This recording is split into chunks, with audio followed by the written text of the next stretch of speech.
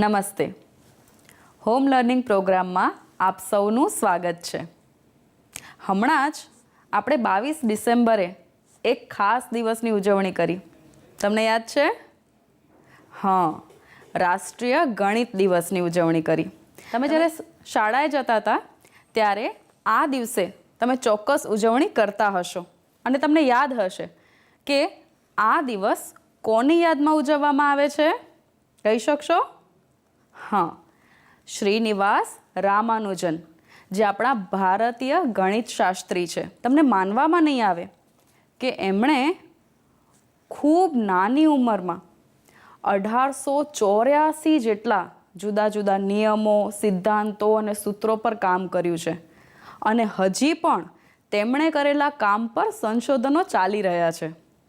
અને તેમણે આપેલી મોક થીટા ફંક્શનનો ઉપયોગ અત્યારે કેન્સરની સારવાર માટે કરવામાં આવે છે અને તેથી તેમના ગણિત ક્ષેત્રમાં આપેલા પ્રદાનને ધ્યાનમાં લઈને તેમની જન્મ જયંતિએ એટલે કે 22 ડિસેમ્બરે દર વર્ષે રાષ્ટ્રીય ગણિત દિવસની ઉજવણી કરવામાં આવે છે. અને બીજી એક અગત્યની વાત જે આપણે સૌ જાણીએ છીએ કે અત્યારની પરિસ્થિતિને ધ્યાનમાં લઈને આપણે સ્વયં શિસ્ત પાડીએ, એટલે કે કોરોનાના સંક્રમણથી બચવા માટે માસ્કને સાચી રીતે પહેરીએ. સ્વયં શિસ્ત જાળવવાથી આપણે કોરોનાના સંક્રમણથી બચી શકીએ છીએ. તો ચાલો હવે આપણે આજનો ગણિત વિષયનો અભ્યાસ શરૂ કરીએ. જો અત્યાર સુધી તમે જે ગણિતમાં શીખ્યા છો, આપણે સૌથી વધારે સંખ્યાઓ સાથે કામ કરવાનું આવે. આપણે નાનપણથી જ ઘણી બધી વસ્તુઓની ગણતરી કરીએ છીએ. જેમ કે આપણી આજુબાજુની સંખ્યાઓની ગણતરી કરવા માટે આપણે જે સંખ્યાઓનો ઉપયોગ કરીએ છીએ તેને કહેવાય ગણતરીની સંખ્યાઓ. એટલે કે આ ઓરડામાં કેટલા પંખા છે, કેટલા દરવાજા છે, કેટલી બારીઓ છે, આવું બધું જ્યારે ગણીએ તો આપણે જે સંખ્યાઓનો ઉપયોગ કરીએ છીએ એ બધી કહેવાય ગણતરીની સંખ્યાઓ. જેમ કે 1, 2, 3, 4 અને એ રીતે આગળ આ સંખ્યાઓ વધતી જાય. અને આ સંખ્યાઓને આપણે અન્ય કયા નામથી ઓળખીએ છીએ? સરસ, પ્રાકૃતિક સંખ્યાઓ. અને તેને આપણે n વડે દર્શાવીએ છીએ, નેચરલ નંબર્સ. તો પ્રાકૃતિક સંખ્યાઓમાં કઈ કઈ સંખ્યાઓનો સમાવેશ થાય છે? ધન સંખ્યાઓનો, 1 થી શરૂ કરીને 2, 3, 4, 5 અનંત સુધી. બરાબર? અને આ પ્રાકૃતિક સંખ્યાઓમાં આપણે એક નવો સભ્ય ઉમેરીએ, એટલે કે શૂન્ય ઉમેરીએ, તો આપણને એક નવી સંખ્યાઓનો ગણ મળશે. તેને આપણે કયા નામે ઓળખીએ છીએ? સરસ, પૂર્ણ સંખ્યાઓ. આપણે ભણ્યા છો ને? હા, તો તેને આપણે કહીએ છીએ પૂર્ણ સંખ્યાઓ, જેને આપણે W વડે દર્શાવીએ છીએ, હોલ નંબર્સ. અને તેમાં જે પહેલો સભ્ય છે એ કયો છે? શૂન્ય. અને બાકીની બધી જ પ્રાકૃતિક સંખ્યાઓ. એટલે કે પ્રાકૃતિક સંખ્યાઓમાં એક શૂન્ય ઉમેરવાથી આપણને નવો સંખ્યાગણ મળે છે, પૂર્ણ સંખ્યાઓ. પણ જ્યારે આપણે વ્યવહારિક ગણતરીઓ શીખી ત્યારે આપણને સમજાયું કે માત્ર 1, 2, 3, 4 આવી સંખ્યાઓથી તો કામ નહીં ચાલે. પણ ઘણીવાર આપણે ઋણ સંખ્યાઓનો પણ ઉપયોગ કરવાનો થયો. જેમ કે -1, -2, -3. તો આવી બધી સંખ્યાઓ જે નવા ગણમાં ઉમેરવામાં આવી, એટલે કે પૂર્ણ સંખ્યાઓમાં હવે જો આપણે -1, -2, -3 આ રીતે ઋણ સંખ્યાઓ ઉમેરીએ તો આપણને સંખ્યાઓનો ફરી એક નવો ગણ મળ્યો. અને જેના વિશે પણ આપણે અગાઉના પ્રકરણમાં અભ્યાસ કર્યો. એ કઈ સંખ્યાઓ છે? સરસ, પૂર્ણાંક સંખ્યાઓ. તો પૂર્ણાંક સંખ્યાઓ જેને આપણે Z વડે દર્શાવીએ છીએ, જેમાં બધી જ પ્રાકૃતિક સંખ્યાઓ, શૂન્ય એટલે કે આખો પૂર્ણ સંખ્યાઓનો ગણ, અને સાથે સાથે ઋણ સંખ્યાઓ, -1, -2, -3 આ રીતે. એટલે કે આ ગણના સભ્યો ધન અને ઋણ બંને તરફ અનંત રીતે વિસ્તરેલા છે. અને ત્યાર પછી આ સંખ્યાઓનો ઉપયોગ એના સરવાળા બાદબાકી, ગુણાકાર ભાગાકાર શીખ્યા પછી ઘણીવાર આપણે આ પૂર્ણ કે પૂર્ણાંક સંખ્યાઓ સિવાય ક્યારેક અપૂર્ણ એટલે કે ભાગનો પણ ઉપયોગ કરવાનો થયો. જેમ કે કોઈ એક વસ્તુના 2 ભાગ કરીએ તો દરેક ભાગને દર્શાવવા માટે આપણે અપૂર્ણાંક સંખ્યાઓ શીખેલા. તો અપૂર્ણાંક સંખ્યાઓ આપણને જોઈને કેવી રીતે ખબર પડે? હા, તમે સરળતાથી કહેશો કે જેમાં અંશ અને છેદ હોય એ તો સાચું, પણ એના સિવાય પણ કંઈક છે. જો હું તમને સમજાવું તો અપૂર્ણાંક સંખ્યાઓમાં અંશ અને છેદ આવું આપણે સામાન્ય રીતે ભણેલા. અને અપૂર્ણાંક સંખ્યાઓ શીખતી વખતે આપણે એ પણ જોયેલું કે અપૂર્ણાંક સંખ્યાઓના અંશ એ પૂર્ણ સંખ્યાઓ હોય છે. પૂર્ણ સંખ્યાઓ એટલે શૂન્ય અને ધન સંખ્યાઓ 1, 2, 3, 4.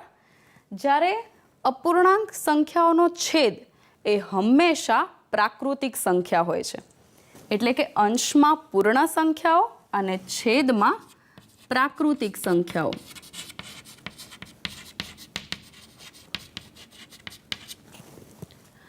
કોઈ પણ અપૂર્ણાંકનો છેદ ક્યારે શૂન્ય હોતો નથી.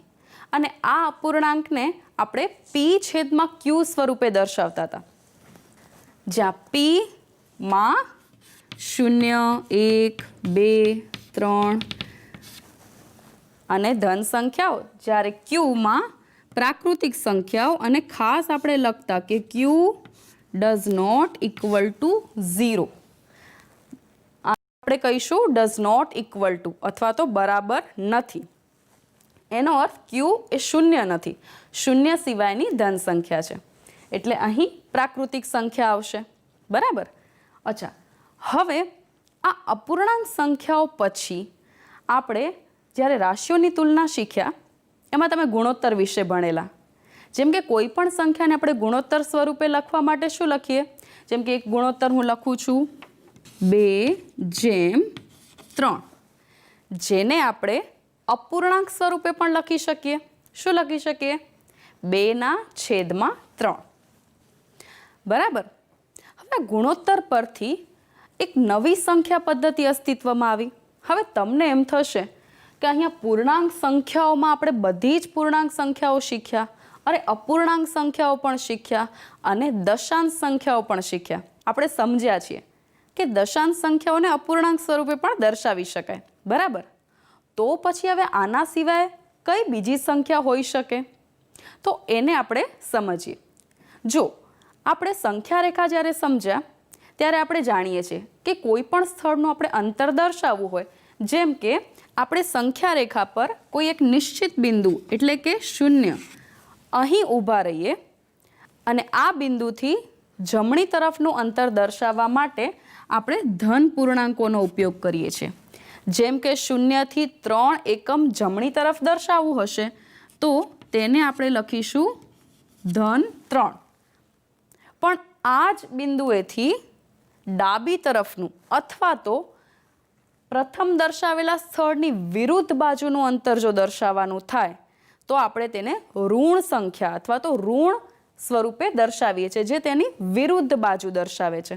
એટલે કે જો 0 થી આપણે 5 એકમ ડાબી તરફનું અંતર દર્શાવવાનું થાય તો એને આપણે ઋણ 5 એવું લખતા હતા. તે જ રીતે જ્યારે આપણે આગળના જ પ્રકરણમાં નફા અને ખોટની ગણતરી શીખ્યા તો વ્યવહારમાં જો આપણે નફો એવો શબ્દ ઉપયોગ કરીએ એનો મતલબ કે પ્લસ અથવા કંઈક વધે છે અથવા ધન છે, જ્યારે ખોટને દર્શાવવા માટે આપણે ઋણનો ઉપયોગ કરીએ છીએ.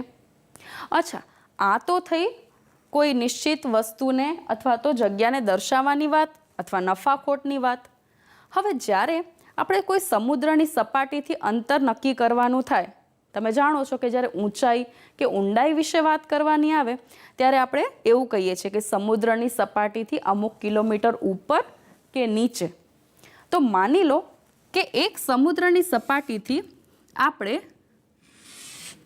ઉપરની તરફની વાત કરીએ કે ભાઈ સમુદ્રની સપાટીથી અડધો કિલોમીટર ઉપર, તો તેને દર્શાવવા માટે આપણે અપૂર્ણાંકનો પણ ઉપયોગ કરેલો. પણ જો આપણે એવું કહેવું હોય કે સમુદ્રની સપાટીથી અડધો કિલોમીટર ઊંડે, તો હવે આ ઊંડાઈને જ્યારે આપણે દર્શાવીશું ત્યારે આપણે આ અડધો કિલોમીટર જેને આપણે અપૂર્ણાંક સ્વરૂપે દર્શાવેલું તેને ઋણ સ્વરૂપે દર્શાવવું પડશે. હવે આપણે હમણાં જ શીખ્યા કે અપૂર્ણાંક સંખ્યાઓનો અંશ એ હંમેશા પૂર્ણ સંખ્યા હોય છે, તેમાં ઋણ સંખ્યા હોતી નથી. પણ હવે આપણે અહીં જે શીખ્યા, કોઈ પણ સંદર્ભથી જો આપણે વિરુદ્ધ બાજુની વાત કરીએ તો આપણે ઋણનો ઉપયોગ કરીએ છીએ. એટલે જો હું અડધો કિલોમીટર ઉપરને દર્શાવવા માટે ધન સંખ્યાનો ઉપયોગ કરું છું, તો અડધો કિલોમીટર ઊંડાઈને દર્શાવવા માટે ઋણ 1/2 આવું કંઈક લખવું પડે. તો આ સંખ્યા છે એ અત્યાર સુધી આપણે શીખેલા કોઈ પણ સંખ્યા ગણમાં આવતી નથી. તો હવે તમે સમજ્યા હશો કે આના સિવાય પણ કોઈ નવા સંખ્યા ગણની જરૂર જણાય છે. તો આજે આપણે આ નવી સંખ્યાઓ શીખીશું, જેને આપણે કહીએ છીએ સમમેય સંખ્યાઓ. તો સમમેય સંખ્યાઓને દર્શાવવા માટે પણ p/q આ સ્વરૂપનો જ ઉપયોગ થાય છે. તો પછી આ સંખ્યાગણ નવું કઈ રીતે છે? કારણ કે સમમેય સંખ્યાઓમાં p અને q ની કિંમત એ પૂર્ણાંક સ્વરૂપે હોય છે. એટલે કે p પૂર્ણાંક સંખ્યાઓ હોઈ શકે, એટલે કે અંશ શૂન્ય પણ હોઈ શકે, ધન પૂર્ણાંક પણ હોઈ શકે અને ઋણ પૂર્ણાંક પણ હોઈ શકે. તે જ રીતે q પણ પૂર્ણાંક સંખ્યા છે, પણ સમમેય સંખ્યાઓ વખતે પણ q does not equal to 0. એનો અર્થ એ થયો કે q ની કિંમત ધન પૂર્ણાંક હોઈ શકે અથવા ઋણ પૂર્ણાંક હોઈ શકે, પણ q ની કિંમત શૂન્ય ન હોઈ શકે. તો હવે આપણે સમમેય સંખ્યાઓ સમજીએ. સમમેય સંખ્યાઓ દર્શાવવા માટે પણ આપણે p/q આ સ્વરૂપનો જ ઉપયોગ કરીએ છીએ. પણ આ સંખ્યાઓ અન્ય સંખ્યાઓથી કઈ રીતે અલગ પડે છે? અહીં p એ પૂર્ણાંક સંખ્યાઓ છે અને q પણ શૂન્ય સિવાયની પૂર્ણાંક સંખ્યાઓ છે. હવે હું કેટલાક ઉદાહરણ લખું છું અને આપણે તેને સમજવાનો પ્રયત્ન કરીએ. જો પહેલું આપણે સંખ્યા લઈએ 1/2, 1/2. આ સંખ્યા માટે p શું થશે? 1 અને q શું થશે? 2.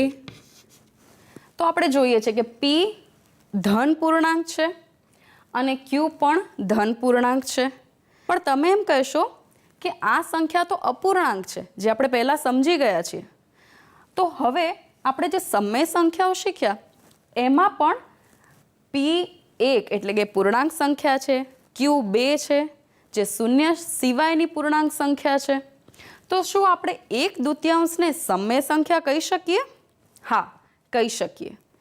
એનો અર્થ એ થયો કે જો આ અપૂર્ણાંકને આપણે સમમેય સંખ્યાઓ કહી શકીએ તો આ ગણમાં અપૂર્ણાંકોનો પણ સમાવેશ થાય છે. હવે એક સાદી સંખ્યા આપણે પૂર્ણ સંખ્યા લઈએ, જેમ કે માત્ર 3. તો આ તો પ્રાકૃતિક સંખ્યા છે અથવા પૂર્ણ સંખ્યા છે. તો શું આને સમમેય સંખ્યા કહી શકાય? કહી શકાય ને.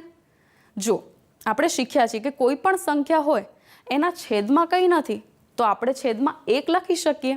એટલે કે 3 ને આપણે 3/1 સ્વરૂપે લખી શકીએ. હવે આપણે સમજીએ કે આ સંખ્યામાં p એટલે કે અંશ છે 3, q એટલે કે છેદ છે 1 અને આ બંને પૂર્ણાંક સંખ્યાઓ છે. એટલે કે આ 3 ને પણ સમમેય સંખ્યા કહી શકાય. એટલે કે આપણે અત્યાર સુધી શીખેલી દરેક સંખ્યા પદ્ધતિઓમાં આવતી સંખ્યાઓ, જે પ્રાકૃતિક સંખ્યાઓ હોય કે પૂર્ણ સંખ્યાઓ હોય, અપૂર્ણાંક સંખ્યાઓ હોય કે પૂર્ણાંક સંખ્યા હોય, એ દરેક સમમેય સંખ્યાઓમાં સમાવિષ્ટ છે. અને સાથે સાથે થોડી નવી સંખ્યાઓ પણ આવશે. તો હવે તમે સમજ્યા હશો, શું આપણે શૂન્યને સમમેય સંખ્યા કહી શકીએ? જોઈએ. હવે આપણે શીખ્યા છીએ કે શૂન્યને જો આપણે શૂન્યના છેદમાં 2 લખીએ કે પછી શૂન્યના છેદમાં 5 લખીએ, આની કિંમત તો શૂન્ય જ થવાની છે. શૂન્યનો કોઈ પણ સંખ્યા વડે ભાગાકાર કરીએ તો જવાબ શૂન્ય જ મળે છે. તો આ સંખ્યા માટે પી છે 0, ક્યુ છે 2 અથવા 5, જે આપણે શીખેલી વ્યાખ્યા મુજબ જ છે. એટલે કે પીની કિંમત 0 જે પૂર્ણાંક સંખ્યા છે અને ક્યુની કિંમત 2 અથવા 5 તે પણ 0 સિવાયની પૂર્ણાંક સંખ્યા છે. એટલે કે 0 પણ સમય સંખ્યા કહી શકાય. હવે તમે સમય સંખ્યા બરાબર સમજ્યા હશો. અચ્છા, હવે શું આપણે આ 0ને આ રીતે લખી શકીએ? 0/0. તો પછી આ સંખ્યાને આપણે સમય સંખ્યા કહી શકીએ? તમે વિચારો, તમે સમજી શકતા હશો કે આ સંખ્યાને સમય સંખ્યા ન કહી શકાય. શું કારણ છે? કારણ કે સમય સંખ્યાનો છેદ એ શૂન્યેતર પૂર્ણાંક સંખ્યા છે. એટલે કે 0 સિવાયની પૂર્ણાંક સંખ્યા છે. જ્યારે આપણે લખેલી સંખ્યાનો છેદ 0 છે તો આવી સંખ્યાઓ સમય સંખ્યાઓમાં સમાવિષ્ટ નથી. અને આવી સંખ્યાઓ જો તમારે શીખવી હોય તો તમારે આગળના ધોરણમાં ગણિત વિષય સાથે વધારે અભ્યાસ કરવો પડે. કરશો ને તમે બધા? સરસ. ચલો હવે આપણે શીખીએ સમાન સમય સંખ્યાઓ વિશે. જો આપણે અપૂર્ણાંક સંખ્યાઓ જ્યારે શીખ્યા ત્યારે આપણે જોયેલું કે કોઈ પણ અપૂર્ણાંકના અંશ અને છેદને સમાન સંખ્યા વડે ગુણવાથી કે ભાગવાથી તે સંખ્યામાં કોઈ ફરક પડતો નથી. એટલે કે તે સંખ્યાની કિંમત સરખી જ રહે છે. જેમ કે આપણે 1/2 આ અપૂર્ણાંકને જો અંશ અને છેદમાં સમાન સંખ્યા 3 વડે ગુણીએ તો આપણે જાણીએ છીએ કે અંશ અને છેદમાં સમાન સંખ્યાઓ હોય 3/3 એટલે કે 1. તો ખરેખર અહીં આપણે આ અપૂર્ણાંકનો ગુણાકાર 1 વડે કરીએ છીએ. અને આપણે જાણીએ છીએ કે ગુણાકાર માટે 1 એ તટસ્થ સંખ્યા છે. એટલે અંશ અને છેદમાં સમાન સંખ્યા વડે ગુણાકાર કર્યું તો આપણને શું મળશે? 3 એકમ 3, 3 દુ 6. તો 1/2 અને 3/6 આ બંને સમાન અપૂર્ણાંક કહેવાય. કારણ કે આપણે સમાન સંખ્યા વડે અંશ અને છેદનો ગુણાકાર કરેલો છે. તે જ રીતે સમાન સમય સંખ્યાઓનું પણ કંઈક આવું જ છે. કોઈ પણ સમય સંખ્યાના અંશ અને છેદને શૂન્યેતર પૂર્ણાંક સંખ્યા વડે ગુણવા કે ભાગવાથી આપણને સમાન સમય સંખ્યા મળે. હવે તમે કહેશો કે આ તો ના સમજાયું. ખૂબ સરળ છે. જુઓ, આપણે આ જ સંખ્યા લઈએ 1/2. હવે તેનો ગુણાકાર આપણે કેવી સંખ્યા વડે કરીએ? શૂન્યેતર એટલે કે 0 સિવાયની પૂર્ણાંક સંખ્યા. તો 0 સિવાયની પૂર્ણાંક સંખ્યાઓ એટલે કે ધન પૂર્ણાંકો અને ઋણ પૂર્ણાંકો. તો કોઈ પણ માની લો કે અહીં આપણે અંશ અને છેદનો ગુણાકાર ઋણ 2 વડે કરીએ તો આપણને કઈ સંખ્યા મળશે?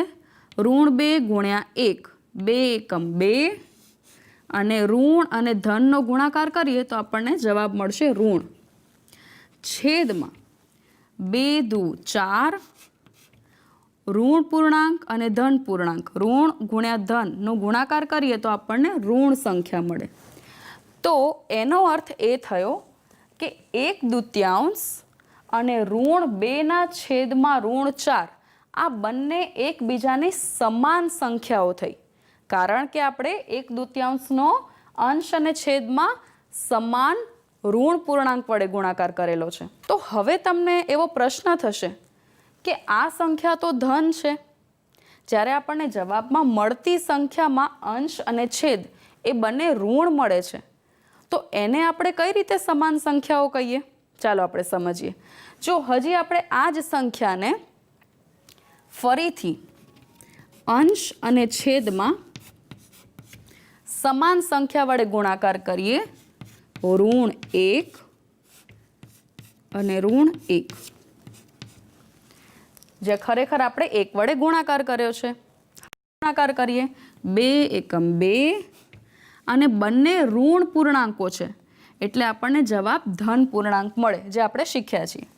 છેદમાં 4 એકમ 4, બંને ઋણ પૂર્ણાંક છે એટલે જવાબ ધન પૂર્ણાંક મળશે. તો હવે આપણે જોઈ શકીએ છીએ કે ઋણ 2/4 અને 2/4 પણ સમાન સમય સંખ્યા છે, બરાબર, કારણ કે ઋણ 2/4 ના અંશ અને છેદને ઋણ 1 વડે ગુણાકાર કરવાથી આપણને 2/4 મળે છે. તો આ બંને પણ સમાન સમય સંખ્યાઓ કહેવાશે, આ બંને પણ સમાન સમય સંખ્યાઓ કહેવાશે, અને 1/2 અને 2/4 પણ સમાન સમય સંખ્યાઓ કહેવાશે, કારણ કે આપણે અંશ અને છેદમાં સમાન શૂન્યેતર પૂર્ણાંક સંખ્યા વડે ગુણાકાર કરેલો છે. હવે તમને પ્રશ્ન એ થશે કે આ બંને સંખ્યાઓ તો ધન છે, પણ આ સંખ્યાના અંશ અને છેદ બંને ઋણ છે, તો એને આપણે સમાન સંખ્યાઓ કઈ રીતે કહી શકીએ?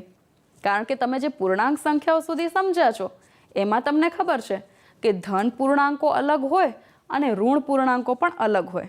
તો શું સમય સંખ્યાઓમાં પણ એવું હશે કે ધન સમય સંખ્યાઓ અને ઋણ સમય સંખ્યાઓ? હા, સમય સંખ્યાઓમાં પણ એવું હોય. તો હવે આપણે શીખીએ ધન અને ઋણ સમય સંખ્યાઓ. સૌથી પહેલા આપણે એક સમય સંખ્યા લઈએ 2/3, જેમાં અંશ p બરાબર 2 છેદ q બરાબર 3.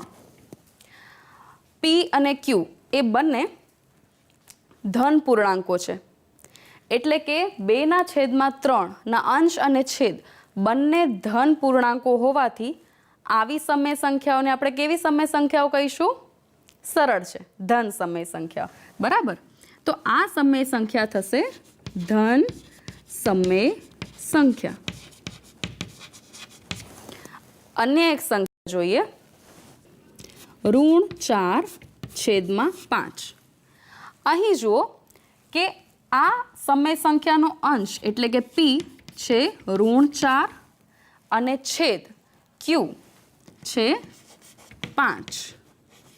હવે આપણે જોઈ શકીએ છીએ કે અંશ એ ઋણ પૂર્ણાંક છે અને છેદ એ ધન પૂર્ણાંક છે. તો આવી સમય સંખ્યા કે જેમાં અંશ કે છેદ બંનેમાંથી કોઈ એક સંખ્યા જો ઋણ પૂર્ણાંક હોય તો તેવી સમય સંખ્યાઓને કહીશું ઋણ સમય સંખ્યા. તો આ સમય સંખ્યા થશે ઋણ સમય સંખ્યા. અને એક ઉદાહરણ જોઈએ 7/3. આ સંખ્યા માટે p છે 7, q છે ઋણ 3. અહીં આપણે જોઈ શકીએ છીએ કે અંશ અને છેદ બંનેમાંથી એક એટલે કે અહીં છેદ ઋણ છે, જ્યારે અંશ એ ધન પૂર્ણાંક છે. તો આપણે હમણાં જ જોયું તેમ કે અંશ અને છેદમાંથી કોઈ પણ એક જો ઋણ પૂર્ણાંક હોય તો તે સમય સંખ્યા પણ ઋણ સમય સંખ્યા થશે, એટલે આ પણ ઋણ સમય સંખ્યા છે.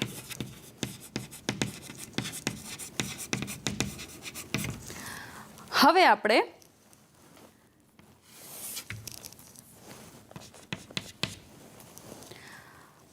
બીજી એક સંખ્યા જોઈએ,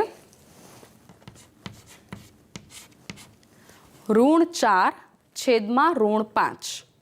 હવે અહીં આ સમય સંખ્યાનો અંશ એટલે કે p ઋણ 4 છે અને છેદ q ઋણ 5 છે.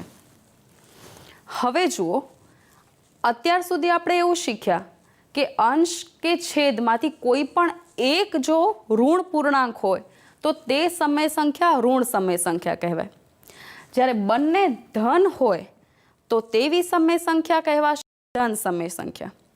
પણ અહીં આપણે જોઈ શકીએ છીએ કે બંને સંખ્યાઓ એટલે કે અંશ અને છેદ એ બંને ઋણ પૂર્ણાંકો છે. તો શું આપણે આ સમય સંખ્યાને ઋણ સમય સંખ્યા કહીશું? ના. અહીં આપણે આ સમજશું કે જ્યારે અંશ અને છેદ એ બંને જો ઋણ પૂર્ણાંકો હશે તો તે સમય સંખ્યા ધન સમય સંખ્યા કહેવાશે. હવે આવું કેમ? ચલો આપણે સમજીએ. હવે આપણે અહીંયાથી સમજીએ કે જો આને આપણે ઋણ સમય સંખ્યા કહી, કેવી રીતે?